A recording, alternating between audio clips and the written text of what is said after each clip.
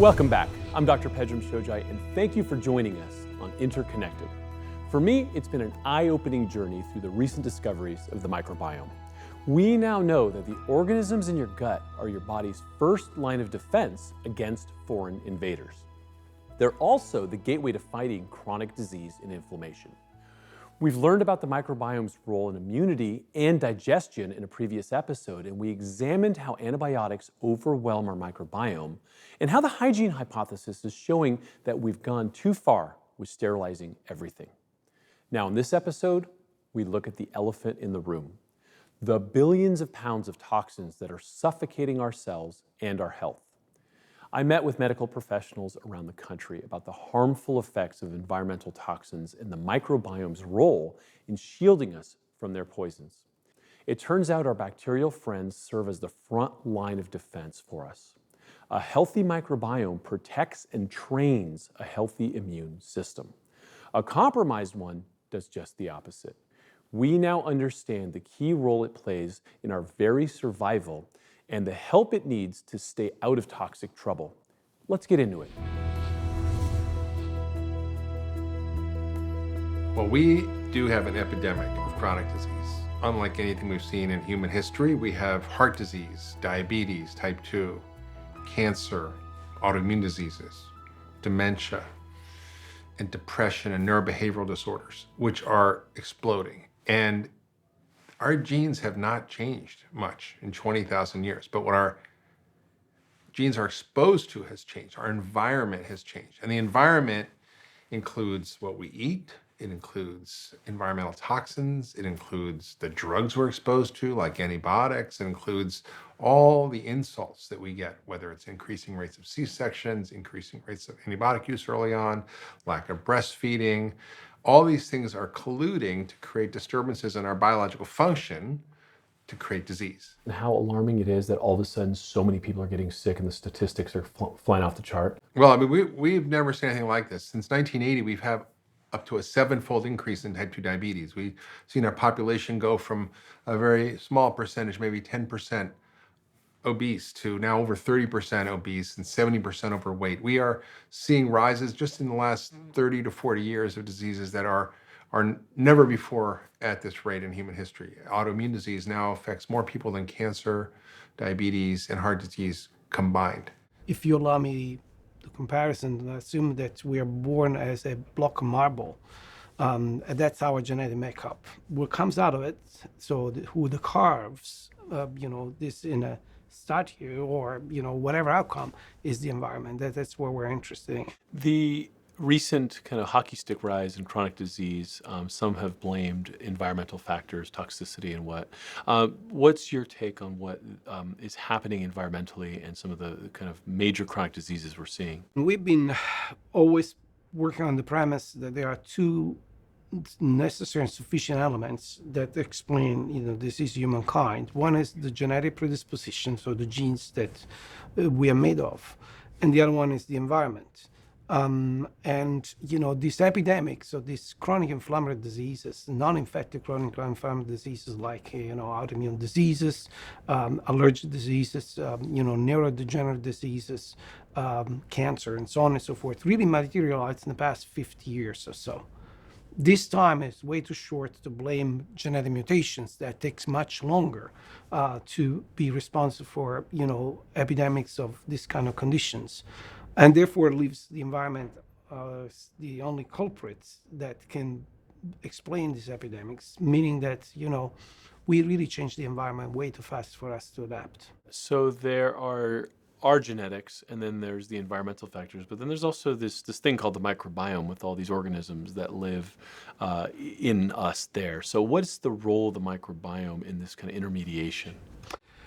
We didn't even understand the magnitude of the microbiome until the recent past, when the technology allowed us to move from, what was our understanding of microbes. So whatever you can grow in a petri dish or see under a microscope, for us was the kingdom of microbes.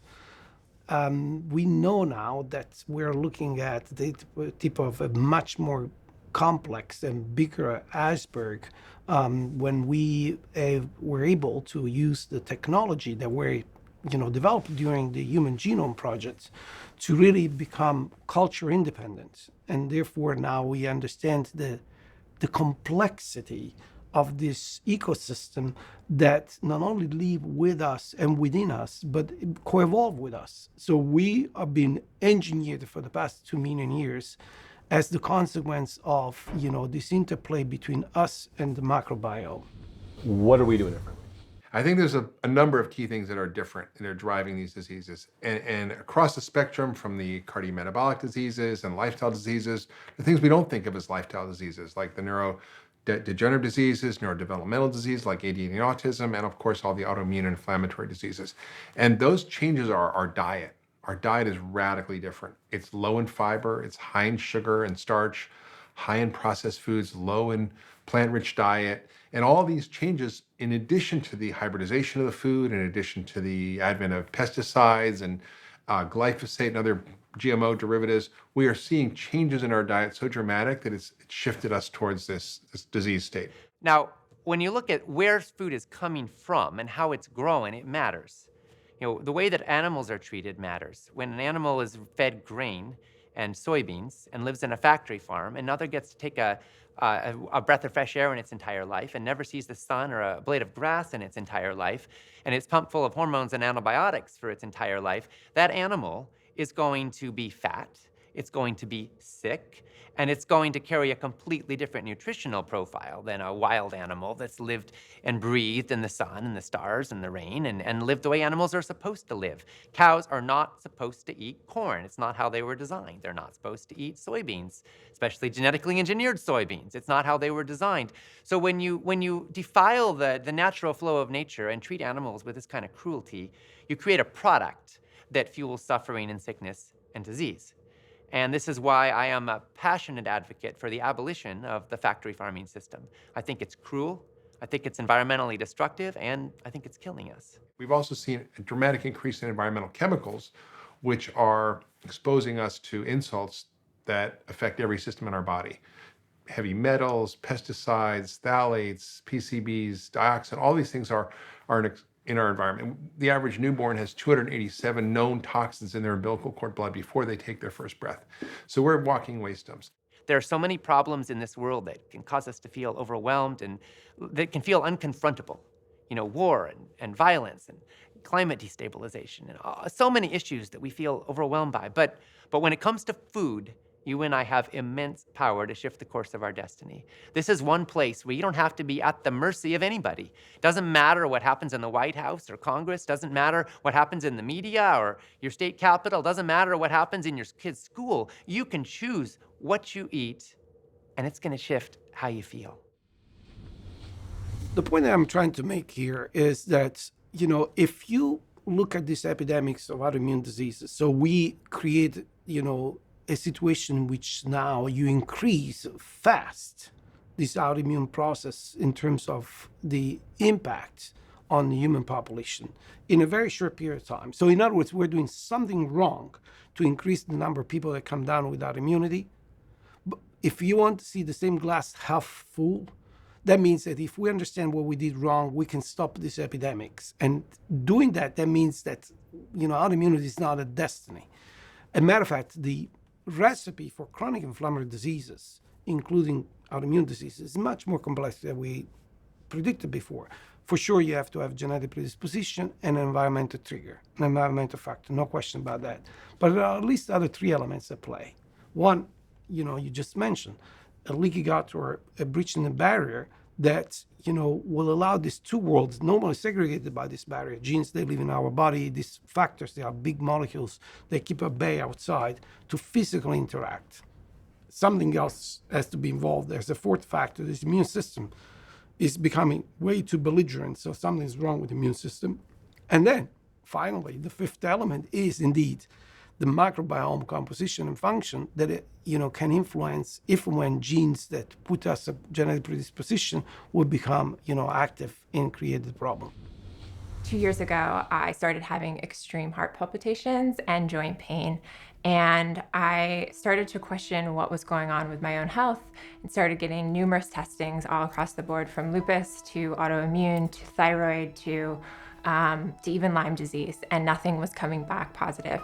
And so I became very, very confused on what was happening. A year later, my health started to decline even further. I started having joint pain in my hands, tingling. I would have acne breakouts, rashes everywhere. I had memory loss, migraines, chronic fatigue, to the point where I literally could not get out of bed unless I was drinking coffee all day long.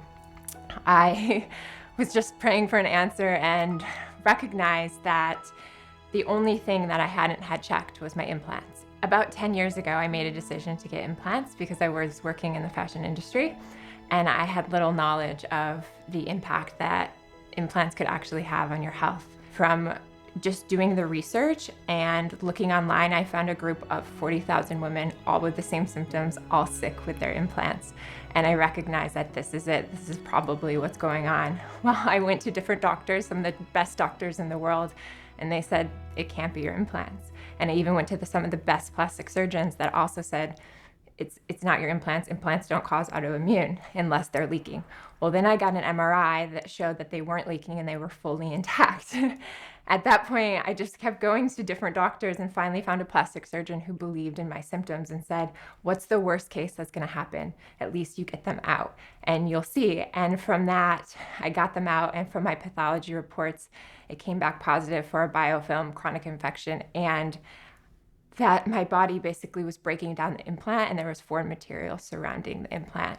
And within 3 weeks, most of my symptoms are completely gone. What happens is it's a bacterial infection. Basically, the bacterial becomes attached to the implant, and it's very, very hard to disrupt with antibiotic. And so until they take the implant out, it's very hard to test for. But once she was able to take it out and she took the entire capsule out, she was then able to find that there was a P. acne biofilm that was causing chronic inflammation and a chronic infection in my body. And again, within 3 weeks, I'm feeling incredible and like a completely different person.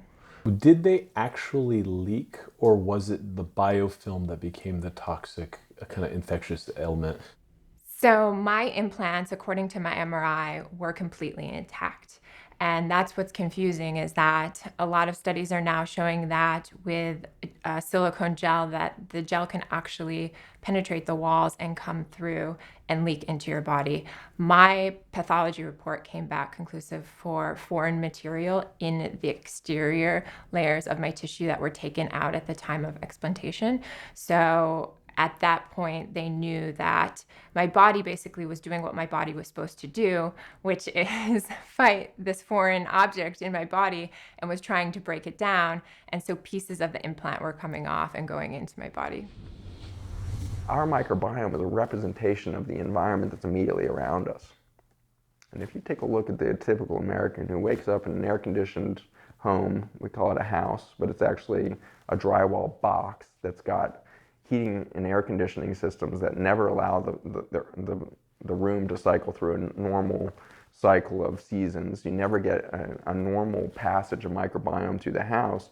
So you have carpet that's off-gassing, you've got a mattress that's off-gassing chemicals that are destroying microbiome as well as your own cells. And then you put that person immediately into a hot shower, and they soap down with antimicrobial soap. And they get out and they towel off and they put on aluminum-based, antiperspirants, and then they jump, maybe cover themselves with some makeup that's got heavy metals and everything else and killing the microbiome of the skin. And then they jump in a car that's off-gassing plastic, and they haven't even left the house yet because the car was in the garage. And so now they've pulled out in an off-gassing plastic-encased car and drive in an HVAC system to an office where they might get 300 yards of walking from car to desk, and then they're again in that same environment. What about, say, the soy-based products, or all these kind of estrogen-based, estrogens and all this crap that's in our environment and our soaps and the parabens and all that? And how would that impact someone with the BRCA gene? And what does one have to do about environmental triggers or environmental estrogen exposure? So environmental estrogen exposure is so important if you have a BRCA gene or you have a high risk for breast cancer. So you need to, number one, see where you are starting. So that's where we measure toxic levels, right? So someone that has a BRCA gene or an incredible high risk for breast cancer, needs to spend the money to have that test to see what the toxic levels are in her body, and then be certain to avoid whatever it is that's at a high level. But in general, if we don't have that test, you want to avoid these foreign estrogens, what we call xenoestrogens. And so you can go to a site like the Environmental Working Group, for example, ewg.org, where there's a list of cosmetics that don't have these estrogenic qualities to them or xenoestrogens in them. And there's a breast cancer nonprofit called keepabreast.org. I happen to be their medical director, and they co-created this list with Environmental Working Group. And so start by avoiding those chemicals, those makeup and cosmetic issues. I mean, women, there's a statistic there that women put on, over 1,000 chemicals a day into their bodies before they get to work, just with all of the different beauty products that they use. So that's so important. I'm not someone that is afraid of soy. I think soy is okay as long as it's non-GMO. Non-GMO soy is okay, and and you can eat that responsibly.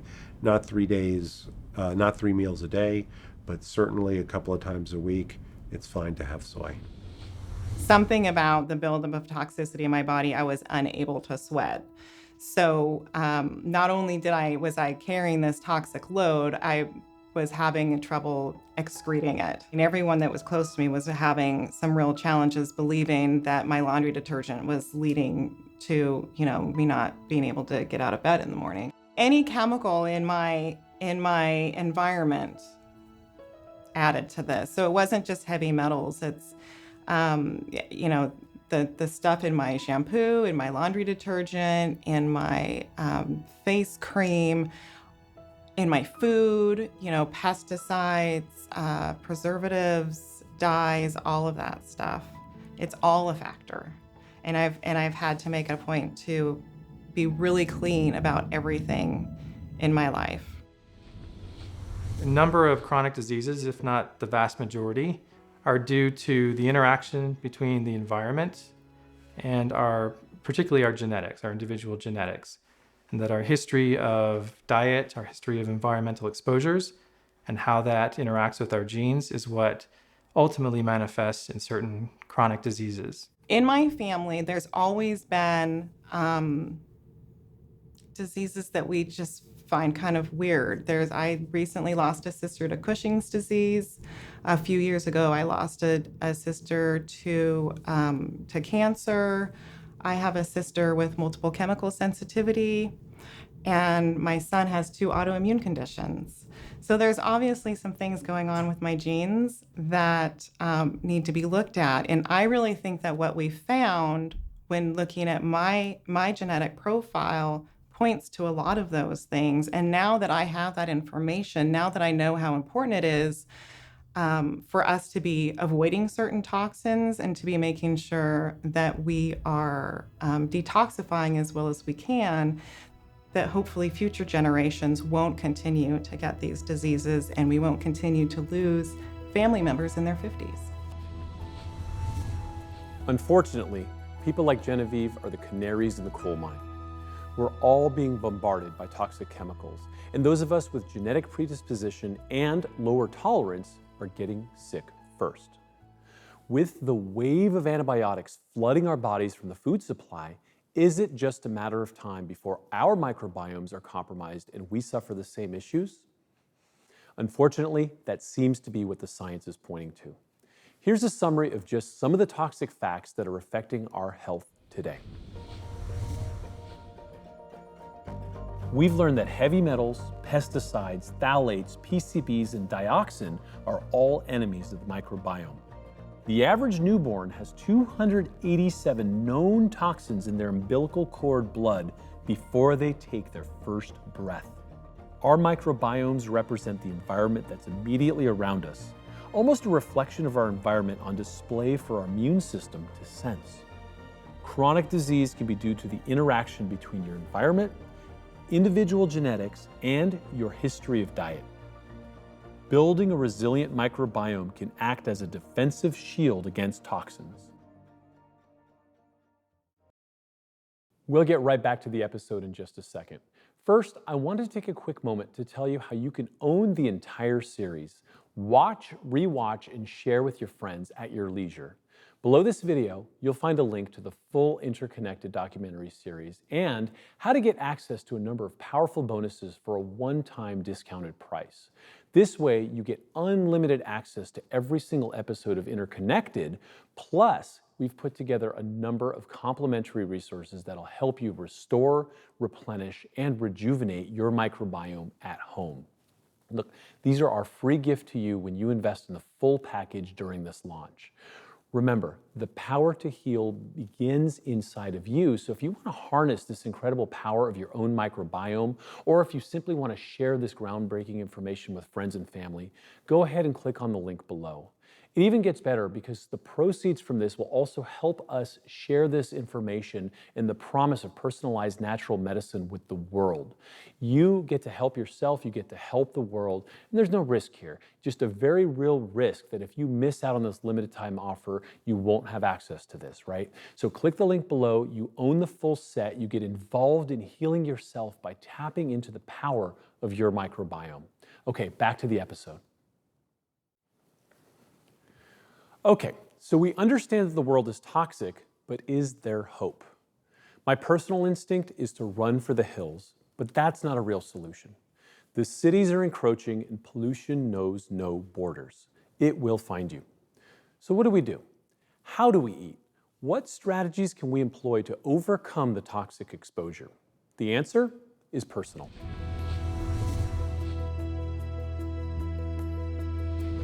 Back in the day, part of our practices were to actually help the body cleanse and eliminate. And it was the way that we practiced our medicine, although I don't believe it was actually known to be medicine. But many of the practices began back in biblical times. As an example, a cleansing of the colon was done with a gourd and sugar cane. So they would hang gourds in the rivers and add water and attach a sugar cane to the rectum and literally eliminate in the river. And this was done to cleanse the body. And I love saying this to my patients, cleanliness is next to godliness. So many of the practices of cleanliness began back in the day as a way to eliminate and clean ourselves, to clean our spirit, right? So what ends up happening is that practices like sauna, there's so many other practices, diet, fasting, right? Ramadan cultures, Lent. These things are all part of cleansing and all things that in my clinical practice, we practice this day and age because they do make a huge impact on the body. What's interesting is that you could take any system with any type of condition, whether it is an irritated bowel, a constipation, a diarrhea, or a Crohn's colitis, a cancer, autoimmunity, and you take their system, and if you begin to help the body to eliminate out toxins, and most of our toxins are self-produced by our body, right? Like our stool is one of our biggest toxins, or carbon dioxide. These toxins need to come out properly and regularly, and when they don't, that's when they cause disease. So any of these patients, you take them in a clinical practice, if you put them through a cleanse, what ends up happening, and a cleanse, to clarify, is truly just enhancing the body's ability to do its natural elimination processes. That's all that it is. Whether it's via sweat or the stools or better breath, urination, alkalinizing the urine is a practice that can help with better elimination from the urine. These are simple practices that just help to get stuff out. And by doing that, we actually can get the body to a better state of balance. And that better state of balance can help us really find out what the true problem is and then address that specifically.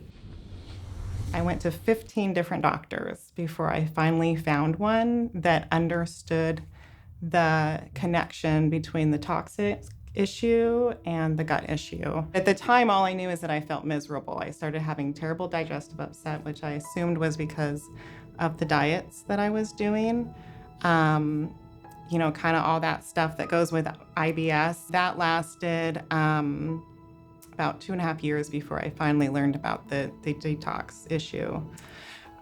So we started out, I had a doctor that was a pretty smart detective. She was about practitioner 10, and noticed that my symptoms were connected to mercury poisoning. My detox pathways are compromised, so basically my liver doesn't produce the proper enzymes to clear those toxins. So I had this kind of triple whammy going on. I grew up in Portland in a house that was built prior to when lead paint was outlawed, and the house was never updated. So I had a lot of exposure just in the dust around my house. I had several mercury fillings, and I was a tooth grinder, so I was getting a lot of my mercury from that. But also it was just kind of normal, a lot of just normal stuff that most people are exposed to on a regular basis, and ideally we're able to detox. But for my body, it was especially hard to do so. When I got what I later found out was SIBO, small intestinal bacterial overgrowth, which can happen as a result of mercury poisoning, then my digestion slowed down quite a bit too. So I was doing all these therapies to try to pull out the toxins, but it was really important to be able to then move it from my body once we kind of took it from their hiding place. So we did the herbs and the chelating agents to draw out the toxins. And then I did colonics and saunas, a lot of them, to try to then excrete them. I was doing saunas every single day for hours is what I was able to gradually build up to until my symptoms started decreasing, and I was able to decrease the amount of time that I spent in the sauna. And then we focused a lot on keeping my digestion moving. So we did colonics and took a lot of supplements, enemas, all sorts of things to just keep things moving through. I just want to point out real quick that after that year and a half, I was told that I had a clean bill of health or that the SIBO was gone, but I really felt like it wasn't quite yet. And it took me getting to the point where the toxins were really very out of my life, that I was at the point that I was in a very clean home environment where I got SIBO again, full force, about 6 months later, and I was able to clear it up after about 6 weeks. So I really think that it's the clearing out the toxins that was key to getting my gut bacteria right. Now my life is amazing. The three major areas where people eliminate out of are, number one, through the sweat. And there's so many people who do not sweat. I mean, we make it a regular practice to sweat daily, whether that's exercise or what have you. Number two is through urination.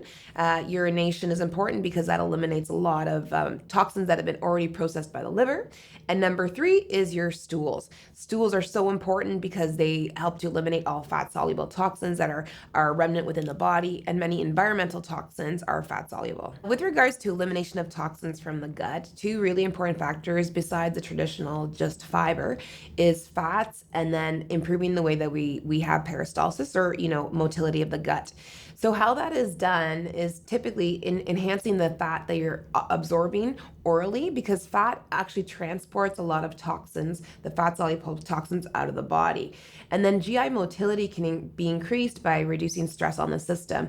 One of my favorite ways to do that is with an old classical therapy called the castor oil pack, or even castor oil, because castor oil has the ability to stimulate prostaglandin E1 and E3, hence improving smooth muscle contraction. We know, especially from studies on the microbiome in the gut, that environmental toxins have a dramatic impact on the bacteria and fungus in the gut. It really disrupts things. So what I found is that a lot of people will really have a flare-up of these chronic sinusitis if they're either living in toxic mold or they're exposed to chemicals. So a lot of times, if we can do the work to help to detoxify the body and to make sure that they're not being exposed somewhere in their environment, whether it's their home, their car, their work, their school, then the immune system works better to keep the microbiome and the sinuses intact. Mold is an epidemic in our country. So many buildings have mold, especially schools, office buildings, and now a lot of the ways that the current homes are being built, it's very easy for mold to grow.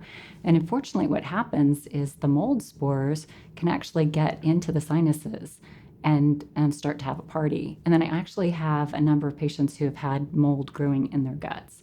So to help them, the best thing to do is to figure out where it's coming from and then eliminate it in that environment. But it can be very hidden and very tricky to find sometimes. Sometimes you have to use like a DNA probe of the dust in the building to find it, because some of the worst molds don't actually send out spores.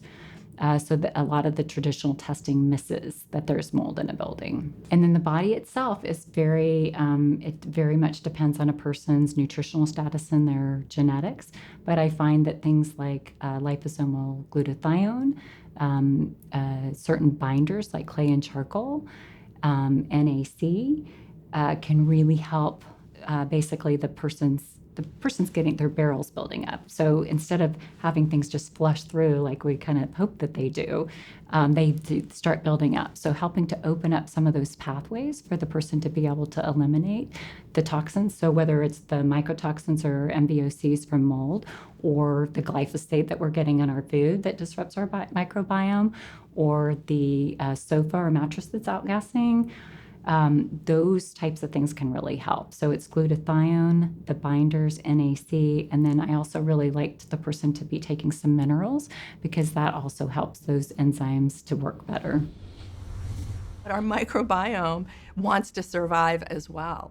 I mean, if you've got a lot of gut yeast hanging out, I mean, they're going to flourish with sugar. When I detox, when I identify yeast in the microbiome, and we have to work on it, this 12-year-old boy is an example who I was talking about earlier, who has the rash. I mean, we're going to have to detox him off of sugar. There's no doubt in my mind, given his history. And that yeast are likely playing a piece of the puzzle in the gut, and maybe on the rash itself. But he's going to go through a detox period where he's going to feel pretty lousy, and he's likely going to crave some sugar. And it's what I call a changing of the microbiome guards. The old bad guard is dying off, and the new one is allowed to be built up. And while it's dying off, it's fighting because it wants to survive. Our gut microbiome can produce bioactive compounds that can influence the central nervous system powerfully as well, and play a role in craving. I mean, it's challenging. So if I'm detoxing, if I'm walking with somebody from, bad, addictive, powerfully addictive diet to the, freedom of wellness and freedom from addiction, how do I do it? First of all, I want to be really honest with my patients when I take their history and I'm thinking about their timeline and what happened to get them to where they are today. And I'm thinking about what they're going to need to do on the journey, what I'm seeing. And I'll validate that with laboratory data at some point. But as I'm looking at all of that, I want to very frankly spell out for them what I think they're going to need to do. I don't want to pull any punches. I want them to know. Probably you're going to need to do a pretty rigorous therapeutic diet. You'll probably need some nutrients. In fact, you might need to take more nutrients and change your diet in such a way that you're going to hate me for a while. And I'm entirely fine with that. But this is what happened to get you to where you are, and this is what I suspect we're going to need to do. And I ask them if they're willing to engage with me in that journey. And I'll ask them sometimes to rate their willingness. How willing are you to do this? Generally speaking, people are extremely willing when it's spelled out to them very clearly. And so that's how I get people to enroll in doing it. With children, usually I would say that the time that I will ask them to eliminate those foods is shorter. And I'll do the minimum amount of time that I think we can get a therapeutic response sufficient to gauge whether or not that food is influencing them. So that's a shorter time period. But I've got to have a very honest dialogue with them on how willing are they to do this, and will they hang in there? And if they're going to cheat, I want to know about it. Sometimes I'll even, I'll just give them my cell phones because they don't email, just text me so I know. And I want to at least talk to them about it before they, break down and have that big bowl of ice cream. But I find honest dialogue with what they're going to go through, and an honest negotiation around what they'll do to be absolutely a fundamental requirement. And sometimes if mom and dad are willing to actually engage in a bribe, it helps. It'll help get them on board. But, again, kids who are coming to this work and making these changes are struggling with something. They've been to a lot of doctors and they haven't gotten help. And so by the time they show up at my door, they tend to say, all right, I'm not happy about it, but I'll do it. Rome wasn't built in a day, and our guts have taken years to be in their current state. Detox can take a while. Gut rebuilding can also be slow. That's the way of things. In our insane get-it-now culture, we've been trained to think there's a quick fix miracle pill for everything. That doesn't work, and it's why we're in the situation we're in. Chronic disease is on the rise because of this lie, and we're in trouble. So what does work? Lifestyle change, detoxification, gut rebuilding, and the restoration of a healthy microbiome. Let's review what we learned in this segment. The three major elimination pathways are sweat, urine, and feces. Mold can also throw off the gut microbiome, so you need to check for mold exposure in your house. In fact, penicillin is the first antibiotic we were able to mass produce, and it was derived from mold. Here are some gut-building supplements: liposomal glutathione, certain binders like clay and charcoal, and NAC. Also, just be aware of harsh die-off reactions from yeast and bacteria. Sometimes we can feel sick when the bad colonies are dying off, so don't get discouraged. There's an old saying, still water breeds poison. This applies directly to our bodies as well. Without the proper flow of lymph and fluids, we can't eliminate toxins, so we retain them and get sick. That illness shows up in a variety of ways, and people get confused about their individual diagnosis. Yeah, well, that's just where something sprung a leak, but the issue is bigger. It's the lens we're looking through. Let's help the body's ability to heal instead of slapping Band-Aids on multiple downstream problems. There's a catch-all syndrome that many people are labeled with called irritable bowel syndrome, or IBS. It's like the profession's way of saying, I don't know, but it looks like you have a tummy ache. That'll be $300. There's also inflammatory bowel disease, or IBD. There's Crohn's and colitis and SIBO, or small intestine bacterial overgrowth. These are often misdiagnosed and are treated incorrectly. The good news is that we're getting closer to the answer. And from the medical professionals I spoke with, it seems to be connected to the microbiome. I'm a traditionally trained board-certified gastroenterologist, and 10 years ago I was doing clinical research, and I was working with a pharmaceutical company to look for a cure or something to help people with irritable bowel syndrome. And it was at that time that we discovered that bacteria growing where it shouldn't be, called bacterial overgrowth, could be the culprit of a lot of these symptoms that people are having. Change in bowel habits, bloating, abdominal discomfort. And that's where my research started. And while I was working with several other researchers around the country, it was shown to me that people that are bloated and constipated, it could be because they're having a type of bacteria that is producing methane. And what the methane does is it slows everything down, and that's the root cause of all of this. So when we talk about the microbiome, or I like to refer to as the multibiome, because there's a lot going on, most of that should be going on in the colon. You have 100 trillion bacteria in your colon. I always say you should be eating for 100 trillion. You see a pregnant woman, you tell her to eat for 2, let's all eat for 100 trillion. Now, so most of the bacteria should be located in the colon, and as long as you have a lot of diversity, meaning a lot of different types of bacteria, then those bacteria will help you be a better person. Now, what happens in this particular case is that somebody can go through a stressful situation, take antibiotics, or even have an infection, and then that shocks the small intestine, and you have an area that doesn't move well. That allows bacteria to start growing, and it is some of the bacteria that we will find in the colon. The one that produces the methane is known as a methanogen, or Methanobrevibacter smithii. It used to be that if you came in with those symptoms and you got worked up, blood work was normal, your scopes were normal, then somebody would just pat you on the head and say, well, you just have IBS. And they would actually treat it as if it's in your head. So a traditional treatment would have been antidepressants. Like, I really felt terrible.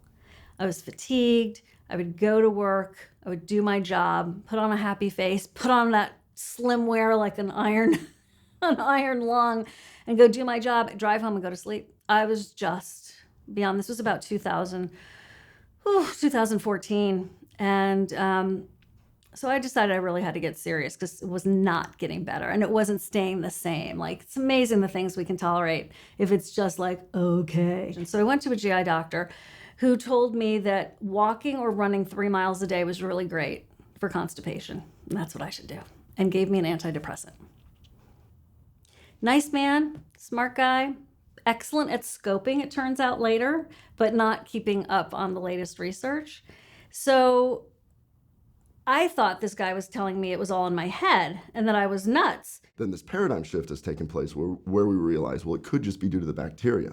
So once that happened, then everybody's like, bacterial overgrowth, we need to get rid of the bacteria. Now, one of the interesting things when we were doing our initial research 10 years ago is that the type of bacteria that produces methane is in its own kingdom. It's known as an Archaeobacter. So even though we're trying to drop all this napalm, the napalm has been built for other types of bacteria. So even traditional antibiotics don't work well on it. And that's why we realized that if we can get rid of this type of organism or get it back to where it should be, then we can start helping all these people. But once you start dumping these antibiotics on people, absorbable antibiotics, I should say, then you don't know what they're messing up. You could be doing more harm than good. What we found in our research, so I believe that the Archaeobacter has been known about since the origins of microbiology. We know that it's fungi, archaea, and then eukaryotes. But this whole concept of it being found in the small intestine creating issues is probably only about 12 years old. And that was actually, all the work was done out of Cedars-Sinai and came out with some great research where we went, wow, now we're looking at this organism, and that's why people aren't getting better. One of my clients came to me and she was struggling with excess weight. She had poor digestion. I mean, she had IBS, diarrhea 1 second, constipation the next.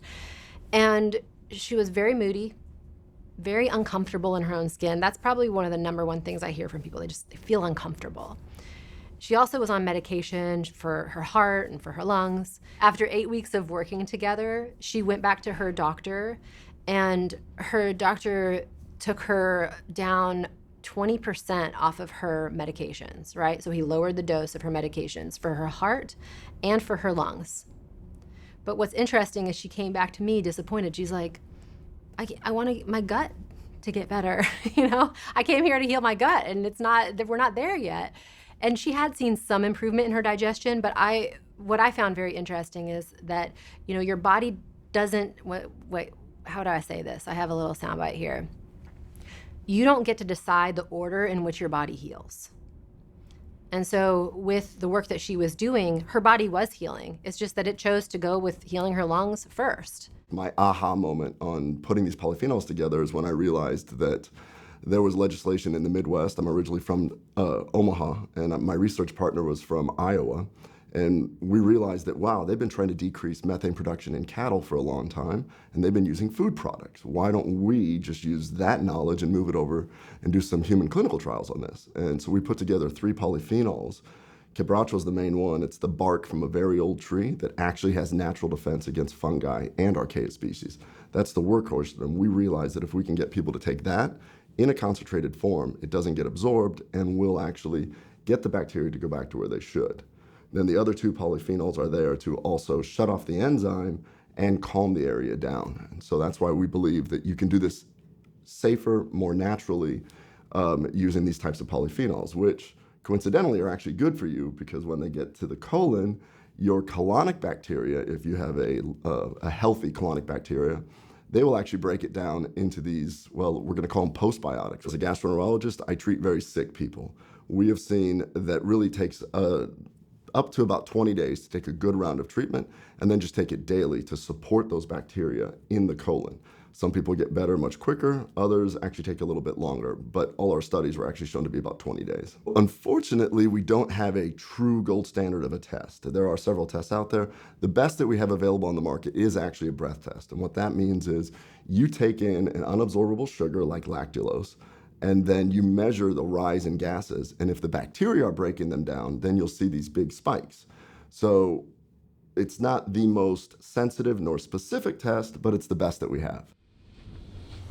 I was talking to a girlfriend at work who also had some similar scenarios with her digestion, and she said that she had taken this crazy test where you drink this stuff and you blow into a tube. It's a SIBO breath test for small intestinal bacterial overgrowth, which I have to say, when I heard the name of the condition, this is what I do. I was like, oh, that sounds terrible. I don't have that. How could I possibly have that? That sounds disgusting. So, of course I had it. So I did the breath test, went to the University of South Florida and stayed there in the office. You drink this lactulose solution and it feeds the bugs. And then you blow into a breath capturing tube and they test to see how much hydrogen or how much methane has been released into your body. And sure enough, I have small intestinal bacterial overgrowth. What is that? Well, it's the primary cause of IBS, irritable bowel syndrome, and it is when good or bad bacteria is in the small intestine creating like a fermentation, like a still or a brewery, because that bacteria consumes your food and then releases methane or hydrogen gas, and so you poof up. That bacteria is not necessarily bad. It's not necessarily like pathogenic. It's actually the bacteria that should be in your large intestine, right? So that whole microbiome thing and why people take probiotics. But for a variety of reasons, it ends up in the small intestine. What I traditionally do when I see somebody, rather than incur more costs, I listen to the history. And if they give me a good classic history, like I was fine, and then a few years ago, I got sick or I went through a really tough divorce, then ever since then, I've not been right. And then when I eat, specifically starchy foods, I'll blow up like I'm 4 months pregnant, is what everybody always says. To me, the history says so much in that they really sound like a classic person that has this problem, and I'll treat. If I treat and they don't get better, then I start thinking about ordering a bunch of tests and seeing what happens. One of those tests being a hydrogen breath test. The downside would be that now we have to go back and really start looking, because we can't just say everything is going to be this box of SIBO bacterial overgrowth. We know that a lot of diseases can present in unique ways like that. You can be bloated due to stricturing, due to Crohn's disease, ulcerative colitis. You can actually have bacterial overgrowth in the setting of something else. So an underlying disease can lead to that and vice versa. So the downside is that we would then have to really start looking and make sure we're not missing anything. Basically, if you're a classic person with these classic symptoms, really 4 out of 5 people, or greater than 80%, are going to have significant improvement. And then those people that don't, we pare those down, and I'll find 10% of unique organic causes. And of the last 10%, we're still looking to figure out how to help these people. Various combinations, working with different scientists around the world. So it's a bit of a moving target, but we've made huge strides in helping these people that have been very frustrated. It's amazing to see people who will struggle with health challenges for 5, 10, 15, sometimes 20 years. And you feel like you're going to be stuck like this forever. Like there's nothing you're going to be able to do to get better. Maybe it's acid reflux, maybe it's irritable bowel syndrome, maybe it's something like inflammatory bowel disease or a thyroid condition, and you just feel like you're going downhill. And yet when we make the right changes, sometimes you'll see transformations in just a few days. I know for me, within 3 days, my irritable bowel syndrome that I had for almost a decade went away. And this was something I tried every over-the-counter treatment for. I even tried prescription medications for. I think the future of everything is going to come down to this postbiotic.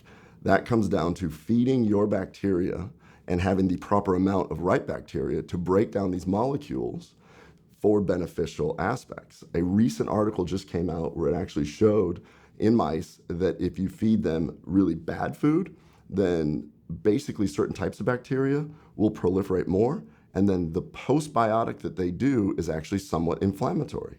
So the postbiotics, just like all things in nature, there has to be balance to it. Mother Nature still is much smarter than anything we can do in a lab. And when we see different things, I think it is still best to try and go the natural route, try and let Mother Nature figure it out, and ultimately we become healthier all around. Bacteria are the missing puzzle piece in almost every disorder we've come across in this segment. Until very recently, many doctors have been looking the other way. We now understand that bringing the right species to the right areas of the bowel is key. Certain bacteria belong in the stomach, as others belong in the large intestine. If they end up in the small intestine, we have a problem. Certain polyphenols can successfully treat some of these conditions, as can certain natural antibiotics and antifungals. We've included a comprehensive list of these for you in the Natural Home Remedies and Antibiotics Guide. Let's review what we've learned here. Bloating can come from SIBO, which is small intestinal bacterial overgrowth. It can come from Crohn's disease, colitis, and more. Methanobrevibacter smithii is a methanogen that can cause SIBO and can be tested for. These archaeon live in the small intestine and are an ancient form of pre-bacteria without a nucleus. They consume sugars and starches and let off methane as a byproduct, which makes us gassy and bloated. To treat this, some doctors are using potent polyphenols like the bark from the quebracho tree. Now, what if you could help yourself by bringing this healing knowledge into your home and help support our quest to share this information with the world? What is it that you use at home when you get sick, where we're going to share natural remedies that don't destroy your microbiome? Click the button below this video and check out how to get the full Interconnected documentary series, plus a collection of exclusive bonus resources that are only available to those who invest the full set. The best part, you can get the entire package at a massive 50% discount only during this live launch. You get lifetime access to everything you've seen in the episodes, which is the video, the audio, and text transcripts, and you'll get companion guides, extended uncut interviews, and the How to Live Probiotically guide that helps you put the work into your life and everything you learn in the series. We also have a holiday recipe cooking guide that's going to help you be so happy with what you've prepared. It's not going to destroy your health during the holidays. You can live probiotically. It only happens during this live launch, so put the power of the microbiome into your own hands. Order the Interconnected at-home set right now, risk-free. Back to the episode. Studying the microbiome is leading us to so many answers.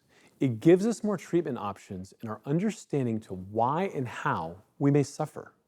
We want to thank all of the doctors and patients that never gave up, that fought for more information and surviving beyond their mysterious illnesses. They're reminders that we all must keep going. There's hope, and there are answers. Keep digging. Coming up next time in Interconnected, we explore the gut-brain connection, how our microbiome and brain communicate, and how they can affect Parkinson's, Alzheimer's, autism, ADD, sleep issues, anxiety, depression, and much more. Until then, I'm Dr. Pedram Shojai. Be well.